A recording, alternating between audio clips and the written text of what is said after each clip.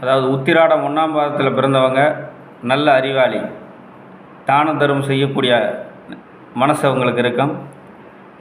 எல்லா கலைகளையும் தெரிந்து வைத்திருப்பார்கள். பெரியோர்கிட்டையும் சரி, தான் கற்றுக் கொடுத்த ஒரு தொழிலாகட்டும் படிப்பாகட்டும் கற்றுக் கொடுத்த குருவை மதிப்பவர்களாக இருப்பார்கள். நல்ல புகழ் அந்தஸ்து செல்வாக்கு உடையவர்களாக இருப்பார்கள். உத்திராடம் 2ஆம் பாதத்தில் பிறந்தவங்க நல்லா பேசுவாங்க. கொஞ்சம் கஞ்சத்தனம் இருக்கும். திடமான உடல்வாக இருக்கும். நல்ல காரியங்களை செஞ்சு முடிக்கக்கூடிய அமைப்பில் இருப்பாங்க. உத்திராடம் 3ஆம் பாதத்தில் பிறந்தவங்க எதுலேயும் ஒரு கர்வம் இருக்கும். பெருந்தன்மை அதிகமாக இருக்கும். கொஞ்சம் சஞ்சலமுடைய மனசு. எதுக்கெடுத்தாலும் முன்கோபம் வரக்கூடிய அமைப்பில் இருப்பாங்க. உடம்பு இளைத்த உடலாக இருப்பார்கள். 4ஆம் பாதத்தில் பிறந்தவங்க நல்ல தைரியசாலி, தான தர்மம் செய்வார். காரியத்தில்